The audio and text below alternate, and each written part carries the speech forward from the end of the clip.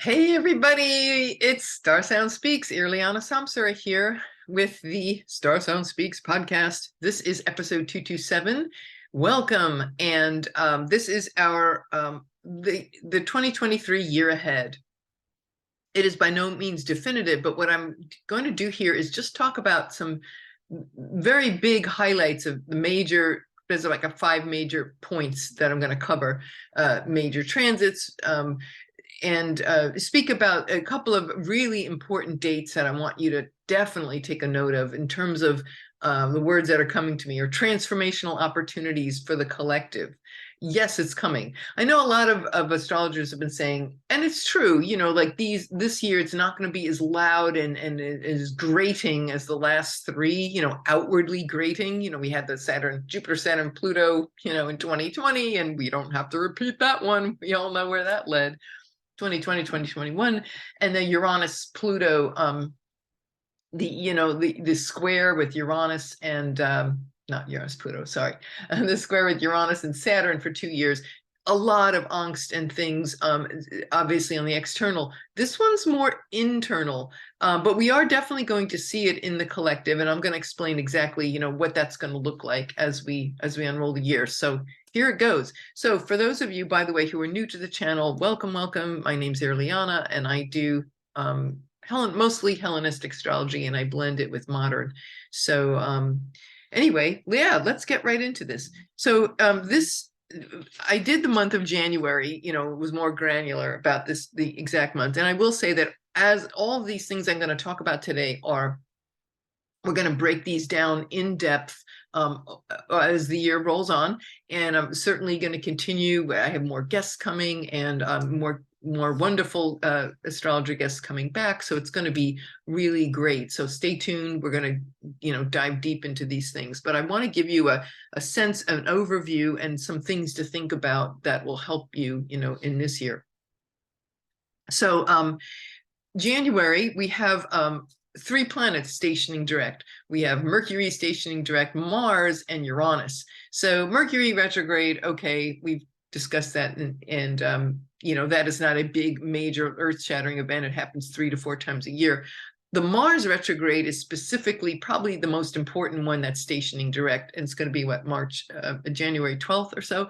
And that is because it's been retrograde for several months, and it's been out of bounds. And so and it'll still stay out of bounds. It won't leave out of the crazy, out of the lane energy. Is not going to leave till May 5th.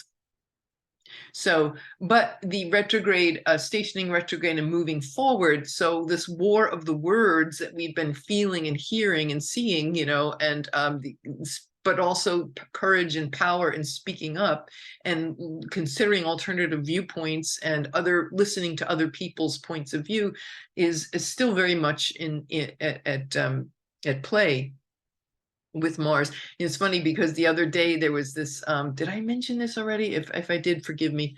It is Mercury retrograde. We can repeat. Disney World, they had put down this protocol because so many people were getting into fights that they had to put down this, I'm pretty sure I mentioned this, the protocol about be the magic you wish to see in the world, because people were just like fighting so much, and TikTok videos going viral of people punching each other. It's like, oh my God, that's what I was warned about when Mars going retrograde in Gemini and out of bounds. Like, okay, can we just like not fight? Breathe before you fight. Breathe before you speak is a very great, lots of pranayama to calm the reactive mind. But anyway, Mars stationing direct, very big deal. It'll have been in the sign of Gemini for 7 months, so that's more than half a year with everything Gemini related. Siblings, sibling rivalry. I talked about Prince Harry in the last podcast, and Meghan, and all of that certainly coming to play. Mars will not go into it will go then move into Cancer, but that'll be a little bit later. But what I wanted to in March, it won't be till March, but I wanted to just say overall that yes, it's a big deal because it's spent so much time there, and Mars only retrogrades every like 2 years. So it's a big deal. Uranus stationing direct very close around the same time, towards the end of the month. So a lot of turmoil and turnaround around directions and goals and directions that we take, especially with Uranus going direct in Taurus. It is, the ability to find effective changes regarding resources and natural resources, nature, the earth, the environment. I have to say, if there's two, I would say overall for the year, if there's two big themes that come up, certainly between eclipses and Pluto's ingress and squaring the nodes and all of that, really loud about the earth and where do we go from here, and what essential turning points regarding our earth, our natural resources, the things that are dear to us, Mother Nature. These next 2 years are really 23, 24, 2023, 2024, huge turning points there for how we're going to take these changes and what are we going to anchor, especially with Pluto and Aquarius for 20 years. So that's one, nature, and I would say women, and the rights of women and nurturing ourselves and healing. There's a lot of indicators for that as well. Roe Wade, all of these conversations are going to be revisited and brought up. Rights, certainly human rights, huge. The rights of women, not just Roe Wade. I mean, we see like the women in Iran and the men that are supporting them. We're going to be seeing more of that. And so just in terms of that, women and nature, I think are just huge. I'm going to talk also about Kamala Harris because she's part of the mix too.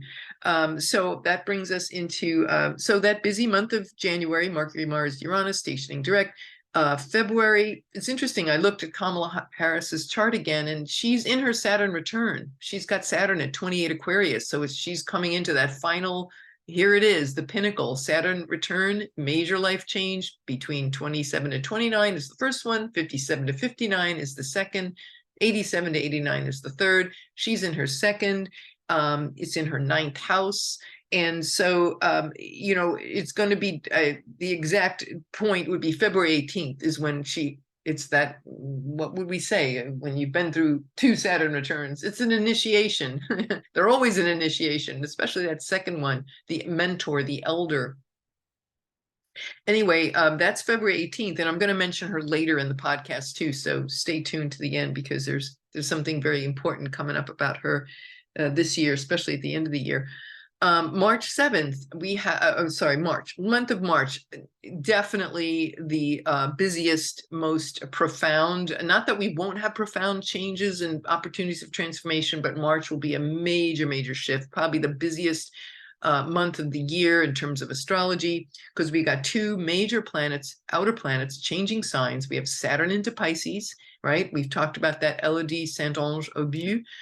We talked about that a few months ago when I had Elodie on the podcast, and Cassandra Tyndall, wonderful Cassandra, hello Cassandra, from Australia, and Ari Moshe Wolf talking about Pluto and Aquarius, which will be happening on March 23rd. So we're going to be unpacking these again more in detail. But Saturn into Pisces, it's always big when Saturn changes signs, spends about 2.5 to 3 years. In this case, Saturn will be there for about 3 years in the sign of Pisces. Saturn's been in domicile for 5 years because he's one in charge, Capricorn and Aquarius. So that's a lot of Saturn energy doing its Saturn thing in the most powerful place, like when you're the home team in football, and when you're playing on your home turf, you're at your most powerful. So Saturn's moving out of that dignity and into Pisces. And so that's water, that's Jupiter ruled, and it's mutable, and it's water. So wow, there's a very loud change. And that really speaks to our reality structure being dissolved, the dissolution of the material world, and the what is real and what is not. What do we believe? What do we know? Definitely speaks to religion, spirituality, and maybe the things like that, what we sacrifice for what we love. And so those are major themes. I would say historically, I remember back one of the earlier, when Saturn went into Pisces in the early 1964 or so, that's when Vatican II convened. So again, here it is, it was the dissolution of old ways where Catholic girl here, I remember it clearly, they did away with the Latin Mass. Can you believe they had that dang Latin Mass for like 2,000 years? It's like, can you just speak in people's modern tongues? Well, they finally listened. Yeah, everybody was leaving the church, right? You know, it was like the Uranus Pluto conjunction was happening around that time. So there was definitely this radical departure from you know, typical, you know, ways of doing things. And Saturn, in those Vatican councils, they did away with the Latin Mass and they modernized. Basically, it was a modernization. And so it was this huge restructuring around the very foundations of what they, you know, were coming up with. So and of course, to this day, you know, these changes. So here it is again, you know, a really defining moment for organized religion, any organized religion, certainly reforms and just restructuring. And I would say for us, you know, in terms of our spiritual path, getting very significant around and very committed to our spiritual path in maybe in ways that are dissolving the ways we believed or thought that we had our religion all figured out, you know, tidy and airtight.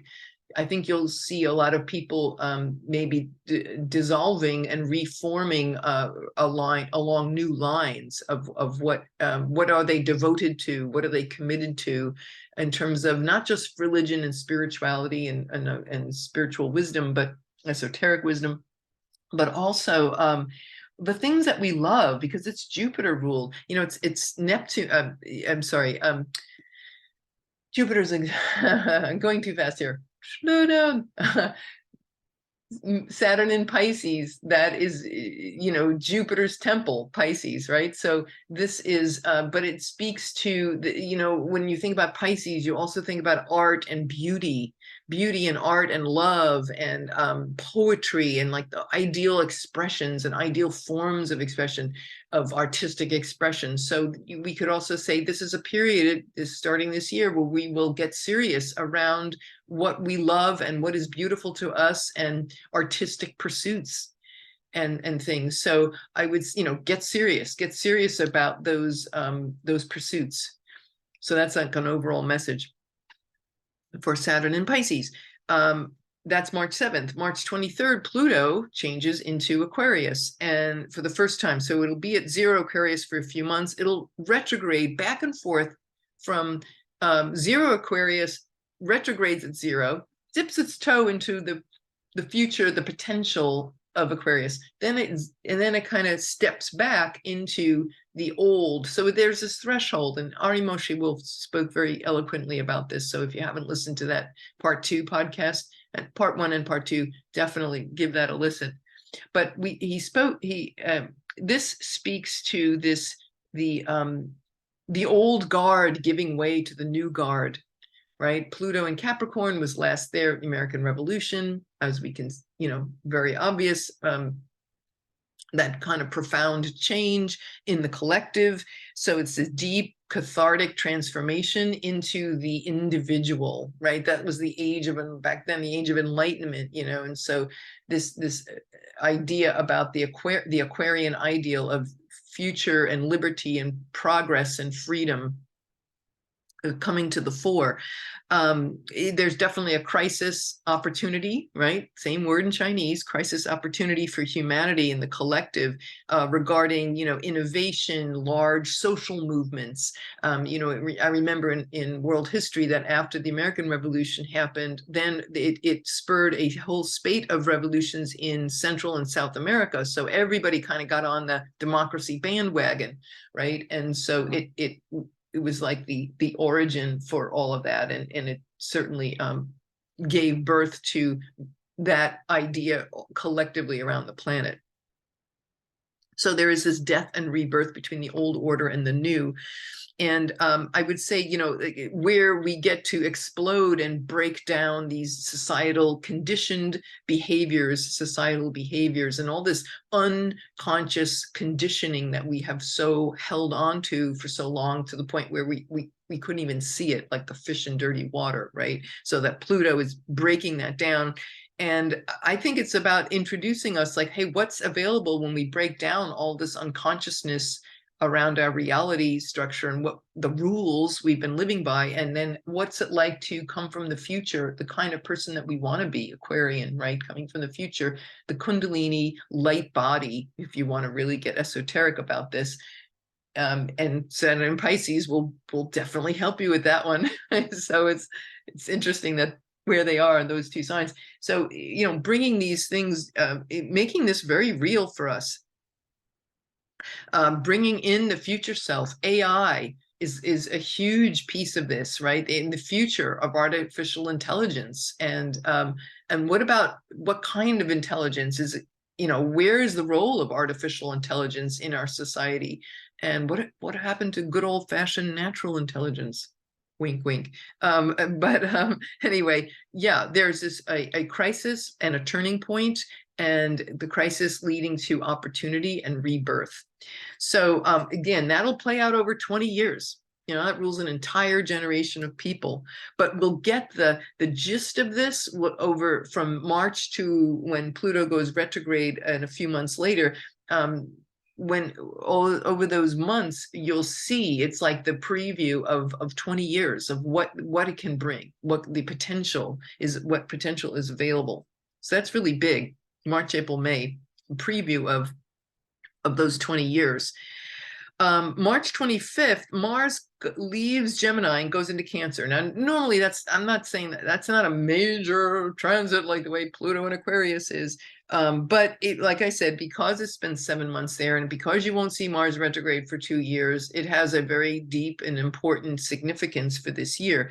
I think once it gets into Cancer, it's considered in its fall, quote unquote, in detriment, so-called detriment, right? Because Mars wants to be the obnoxious, you know, rude, clobbering energy. And in Cancer, it's like you have to take that energy and refine it. You have to take that and what is that saying in the Bible, that plowshares, turn your swords into plowshares? I think that's what it, yeah. So let's not be destructive with our energy and our impulse and our desire. Let us refine that into something that is productive. And certainly in Cancer, it would be about productivity around healing, around vulnerability, being strong and courageous with vulnerability, with intimacy, with nurturing, with healing, with women, standing up, for example, with like women, battered women. That would be, you know, people with Mars and Cancer, you know, wonderful with, you know, I see that in like charts of people who are like domestic violence survivors, or people who direct themselves to assist others in that way. So I think, like I said, that's part of a situation that's bringing us to these places around women and healing this year. Opportunities. By April, we have our first, we have our eclipse season is back. So April 20th, 420. Right. Little cosmic joke from the universe. 420, the solar eclipse. Anyway, that is going to be at 29 Aries. So the nodes don't move until July 17th from Taurus and Scorpio. They're going to move into Aries and Libra.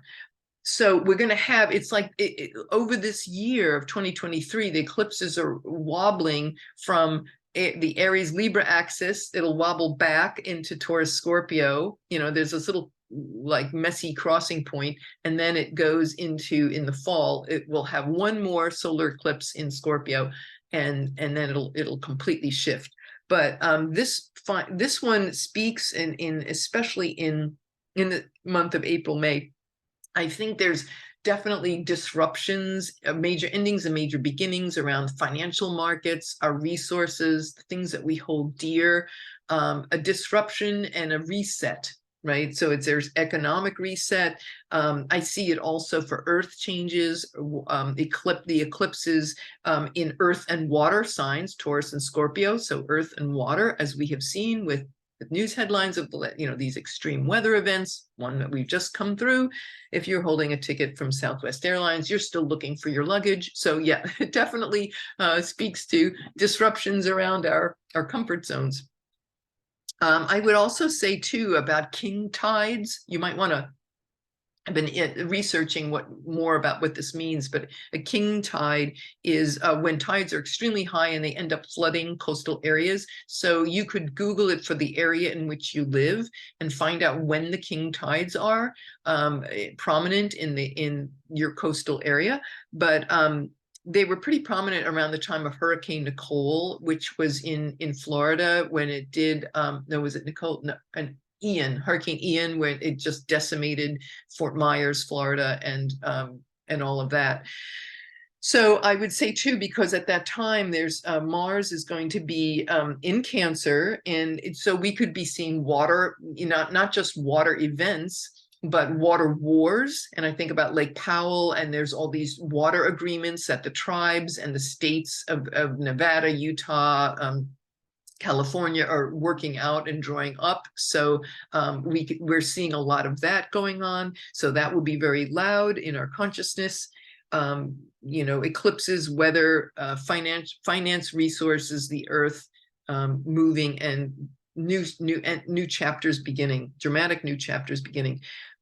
May 5th, Mars leaves its out of bounds. So it's this problem solving and solutions are not as far out there, but so that window for innovative problem solving is now through, May 5th or so. So once it gets into May 5th, Mars is back in his lane. He's driving along within those pavement lines. May 16th, we have Jupiter moves into Taurus. Stormy Grace interviewed me about this a few weeks ago. I got to put that link up. And anyway, yeah, Jupiter, what that looks like. We did a fun romp of Jupiter through Taurus.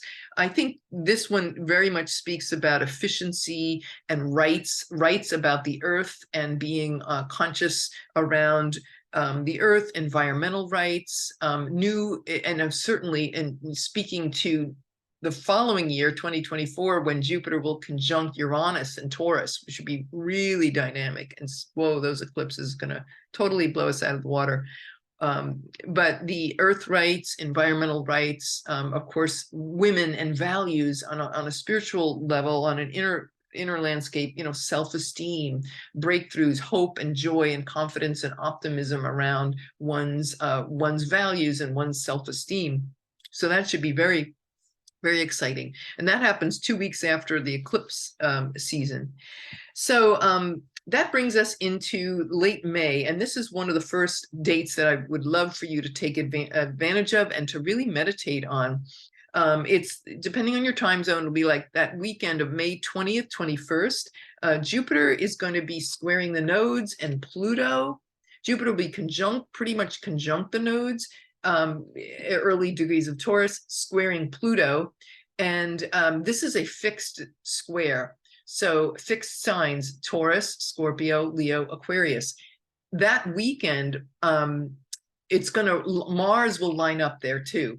It's pretty amazing. Let me just pull that up. Hold on.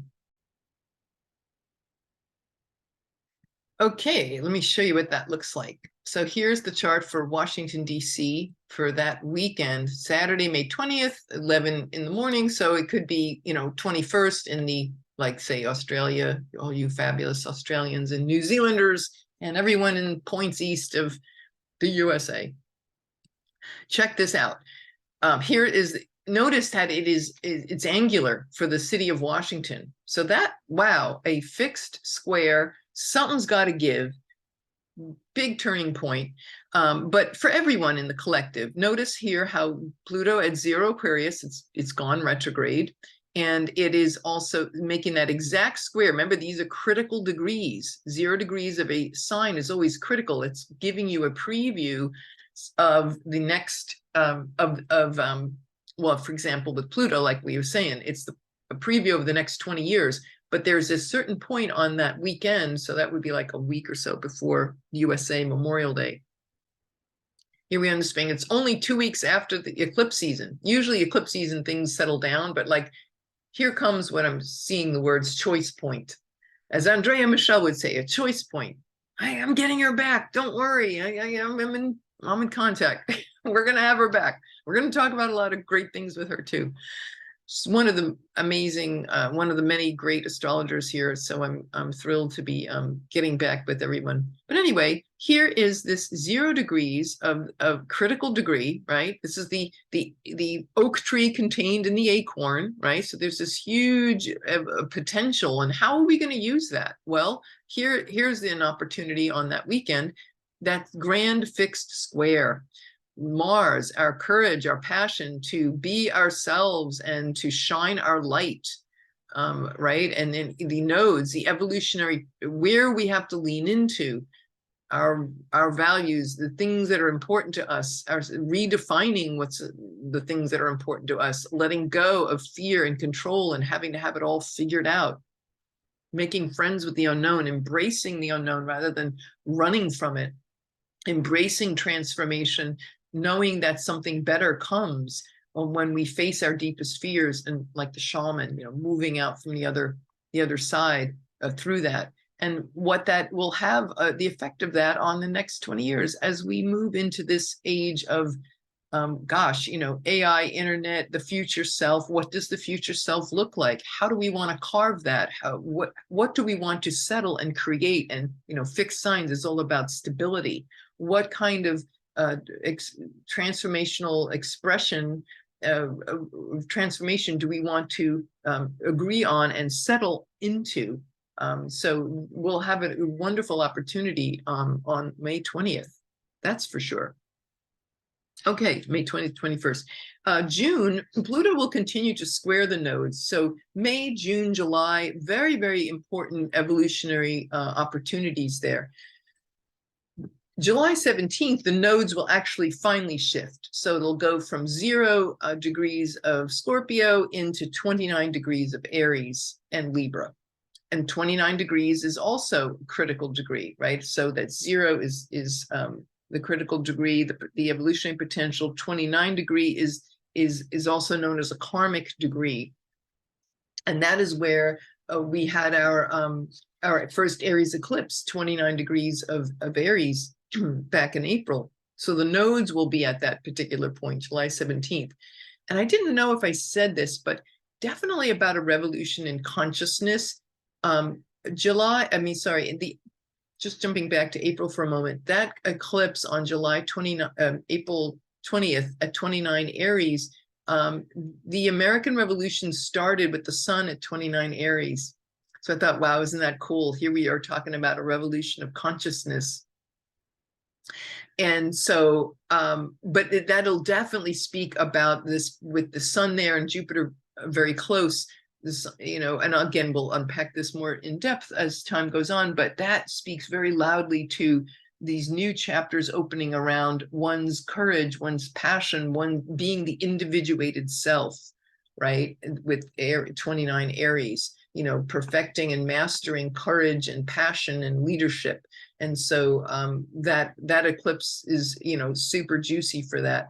The passion to stand up and harmonize and create new agreements that are where we're not selling ourselves out, but we're also thinking about others. So yeah, very amazing time. So the Aries Libra axis will be activated July 17th. About the nodes will shift Aries Libra. So the Mars will now be the north node and Venus will be ruling the south node. In the last year and a half, we've had Venus ruling the north node, Venus and Taurus, and Mars ruling the south node. So you still got the same rulers, but they're in different signs, and they're now cardinal. These will be cardinal eclipses, right? Aries and Libra are cardinal signs. So this indicates a turning point and a new direction, moving in a new direction.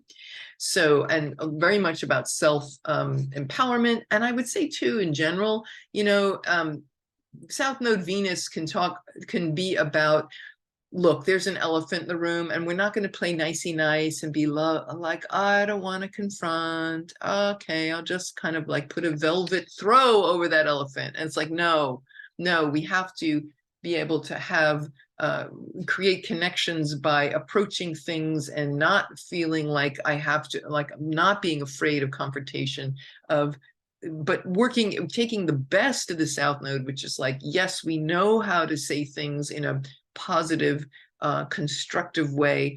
And so we're not going to be doormats, but we're also not going to not address the elephant in the room, so that would be kind of what I have to say about that. It's time to talk about whatever elephant is in the room in your life and in your relationships and partnerships and agreements with others. This is going to be, these eclipses will, be helping us, transforming and showing us, they show us where our blind spot is. So there's that. The other important date I want to share with you is July 22nd to 23rd. Pluto, how I said he's kind of going, he's got that toe in Aquarius, 0 degrees, and then he's like, oh, so he's like kind of on that threshold of between, the future and the past. Capricorn being Saturn in the past and traditions, and Pluto in the sign of Aquarius is Saturn's emphasis on the future and defining, a collective, like a world that works for all of us, right? So if it's not the Jeff Bezos, Bill Gates, I make billions of dollars and I don't pay taxes kind of capitalist, white European men, male patriarchy, toxic masculinity, all of that stuff that we've had for so long, is to where it's getting transformed. So it's like it's like the last gasp of, I will say, old white men running the world. I mean, do you ever go to like look at all the presidents on the wall on a wall of like, like in your schoolroom growing up, here the teacher put out all the presidents from like Washington all the way to the current white men, it's like, well, finally, after 200 years, we got Barack Obama, but it was like, wait, right? So think about that energy of the, what was the Declaration of Independence? All men are created equal. Oh, they never mentioned women. Hello. And so not only that, it's like all white men and all white men that owned land were created equal. But see, that was like underneath, right? It was never like spoken. So we're breaking all of that down. And this year we're going to be seeing this kind of, it's like that final last gasp of this old, stodgy, hanging onto the past, and I'm not saying, I'm going to say make America great again. That belongs in this conversation. I'm not saying this as a political statement. I'm saying that's part of like this desire that the way in which to heal things is about, oh, there's this old notion of how things used to be, and we must go back to those old ways. I remember in high school world history learning about the age of Metternich, and this reaction. There was many phases in history. This is a part of the unfoldment of consciousness. You have that kind of past dragging you back, trying to change. But the early 1800s, the age of Metternich, very much a reactionary phase, French history. And so you have this tug of war between letting go of the past and fully moving into the present moment. And so we have this tug of war going on, and we'll be seeing this as Pluto kind of one last trip will retrograde back to 27 Capricorn and finally make his way out of Capricorn, finally into Aquarius. It doesn't permanently happen and move forward in Aquarius until November of 2024. So this is like a 2-year, like, okay, let's transform ourselves. And you're standing on that cliff edge. It's like, should I jump? Okay, I'm kind of feeling that. And it's kind of like this, right? But it's exciting and it's powerful. Then that retrograde in the late sign of Capricorn, the late degrees, is really going to speak to this final transform of whatever we've been holding on to with this toxic capitalism. Like, where's compassionate capitalism? Where's capitalism that works for all? They gamed the system. maybe on paper, in theory, it was like, oh, this is like a noble idea, you know, Adam Smith in the 1700s. But now it's like we've clearly come to see that no, it's not benefiting everybody. I know in the Sabian symbol for this speaks to this. Let me get the exact words. Hold on a second. Okay, I got it.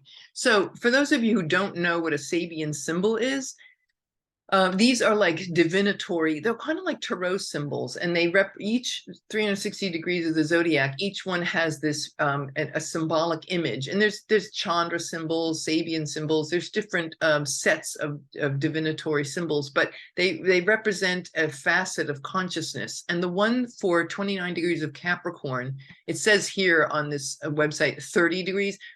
0 degrees counts as a degree in astrology. So the 29th degree of a sign is actually the 30th degree. Not to get you crazy, but that's just how it is. But look at what it says. A secret meeting of men responsible for executive decisions in world affairs. A secret meeting of men. So that in 29 Capricorn, that energy, it speaks to this, you know, the final showdown. As I said to Ari, you know, it's like showdown at the OK Corral. Like you got John Wayne, you know, and coming to meet his nemesis, and is like, what's it gonna be? Pilgrim, you know.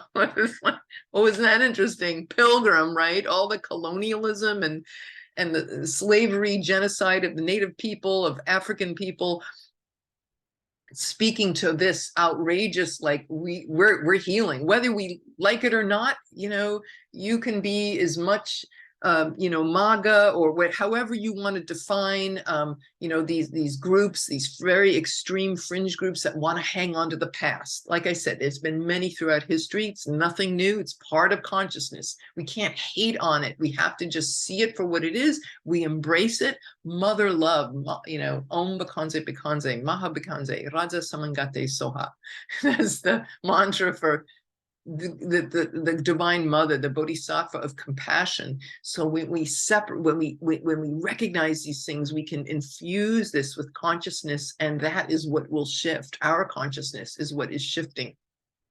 And so all of that is coming up to be healed. But this 29 degrees of Capricorn, a secret meeting of men responsible for executive decisions, the power to assume responsibility for crucial choices arrived at after mature discussions with those who share this power. We are all, it says here, we are all aware, this is I think Dane Rudger's interpretations.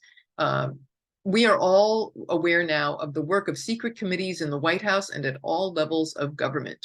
The student of esoteric philosophy believes, of the existence of what has been called an inner government, quote unquote, which has the power to direct or guide the evolution of our planet and of mankind. Some people speak of occult hierarchy or of the White Lodge. Now, when they say White Lodge, they're not talking about white people. They're talking about white light, higher dimensional beings. Here again is what is at stake is a, quote, seeing through of the facts of the telluric processes and human history, assuming that these facts are at least in part the outcome of the decisions of a supreme council of quasi-divine beings. Obviously, the symbol can also refer to what occurs at the more ordinary level of business and politics. At any level, it refers to the highest form of social interaction. This is related to the sign Capricorn. We see it in it the culmination of social responsibility and a reference to executive power. I just love that. So, not that we have to agree with that. That's one person's interpretation, but it's a jumping off point, and we can kind of, you know, take that in and feel through it.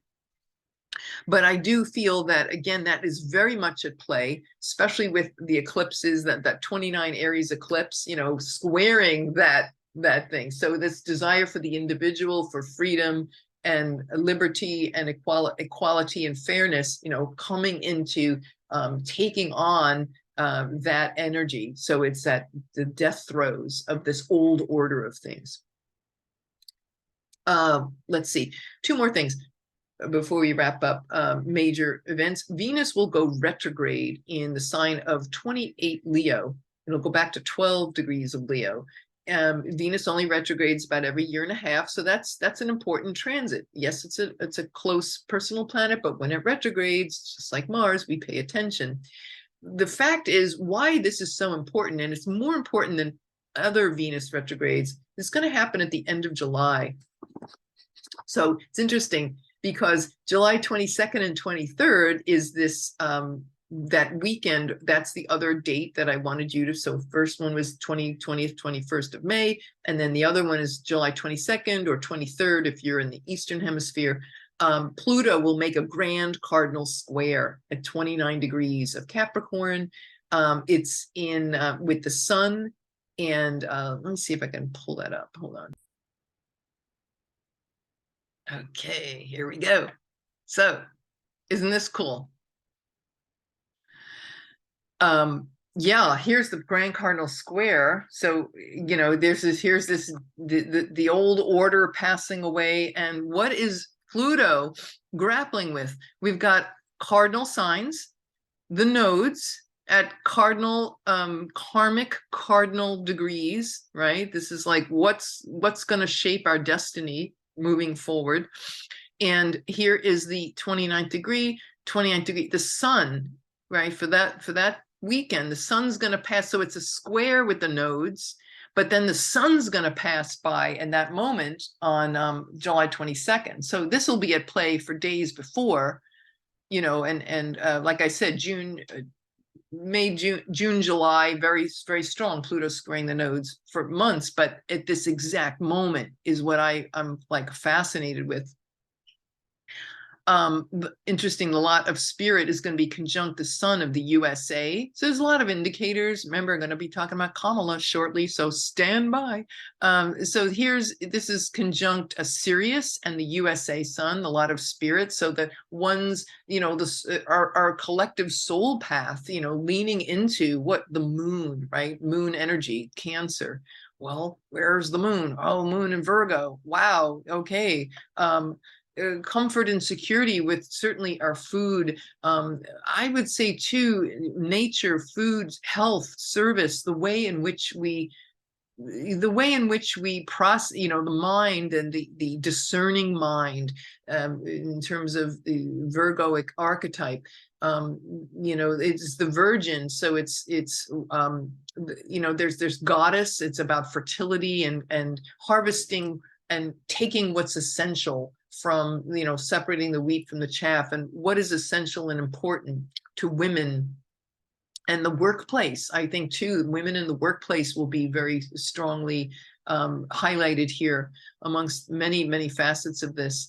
But women being so very prominent, right? The sun is our life force, our vitality. So that sun in Cancer at that critical degree, what are we going to master, and what are we going to become slaves to? The old order or a new order which is emerging, which is the divine feminine, the goddess, the compassionate mother, you know, and so letting go of this old archaic forms of society that ruled, you know, by white men for hundreds of years, you know, that the death throes of that, and embracing, I'm not hating on men by any means, it's, you know, creating a society where, you know, male energy can be there to support women and to support growth and vulnerability and intimacy. So there's this huge paradigm shift occurring, and our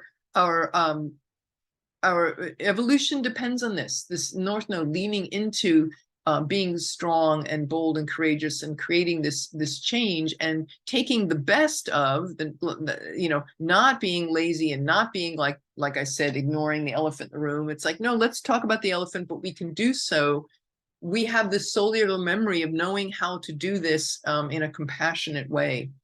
And so I just love, and look, the part of fortune happens to be zipping by on that day, like in that exact moment. Oh, I didn't plan this, but it's 9/11, 9/11 a.m. in Washington, D.C.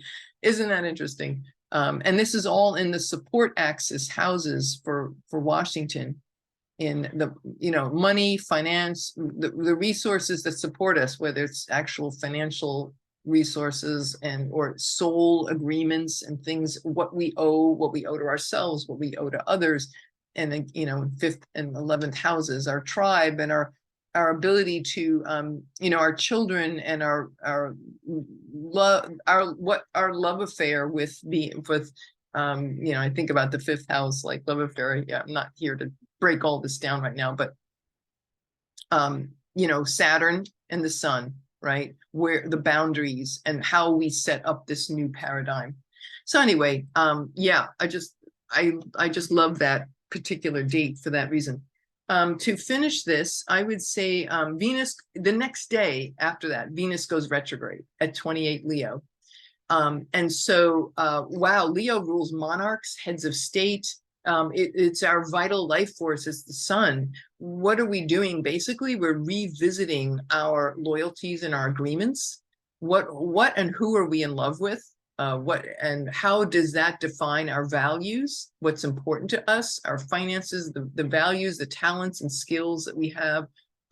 You know, so this is very, very deep. This is a very deep message. This is deeper than any Venus retrograde I've ever seen, because Venus is the ruler of the South Node. So where have we been willing to just you know, in our intimate relationships where we want peace and harmony, that we don't address important things that need to be discussed, where we feel like maybe we've been taken advantage of, being like, you know, the shadow side of Libra being vacillation, can't decide, you know, or being a doormat. You know, where have we allowed people to walk on us, walk all over us in our intimate family relationships and our relationships with all of our loved ones. And so this is giving a really powerful opportunity here, as when Venus retrogrades, it'll go around up till September 3rd, about July 23rd to September 3rd. We're rethinking all these lines. And since she's the ruler of the South Node, that has a lot to do. What we discover during that Venus retrograde is really going to be, we're going to reset a lot of priorities. That's what I'm hearing. And I'm seeing these words as I'm speaking. Yeah, it's a reset of what's important to us. And that will affect us certainly because of with the eclipses in the signs of Mars and Venus, you know, Venus ruling the South Node. So there's this falling away of maybe where we have not wanted to address equality, for example, or fairness. There's this falling away, and there's this where it needs to shift is us speaking up and standing up, and the desire to carve a new path. So Venus, that's July, August into September. Uranus will station retrograde in late degrees of Taurus. Very close. Jupiter's pretty close to that. A little bit of a preview for 2024, but we won't get into that on this particular podcast. But you know, certainly I talk a little bit about that in Stormy Grace's interview. So catch that one. The last thing I wanted to say is, you know, we're going to close out in terms of a very important developments. The final one would be in October. We have our eclipses in we have a Libra, so it's again 21 degrees of Libra, a solar eclipse, and then the lunar eclipse will be October 28th at 5 degrees of Scorpio. So that'll be our last Scorpio, I believe it is our last Scorpio eclipse, Taurus Scorpio eclipse axis, as it wiggles out and fully into the cardinal sign eclipses. What the thing I want to mention is about Kamala Harris. But before I do, that particular eclipse on October 14th is conjunct this fixed star called Spica, S-P-I-C-A, not Spica of the house, but I'm sorry, my back hurts and I need to go to Costco. So anyway, I gotta wrap this up. Getting a little crazy here, and plus I haven't eaten yet. Oh, low blood sugar. Oh, what am I doing? Anyway, 21 degrees conjunct Spica. That's a very fortunate fixed star. So even though the eclipse, that eclipse is a South Node eclipse, the sun is in its fall in Libra. So you're like, oh my God, what's going to happen to women and equality? It's like, well, the fact that it's conjunct Spica, I feel there's a mitigation there, and it can bring some. It's Spica is called the fortunate one in the fixed star lore, and it's known as a Bahanian star. And there's only, I think, maybe, I'm not an expert on fixed stars by any means, but I think there's only like 4 Bahanian stars, which are ones that are used for like magic and very deep esoteric study.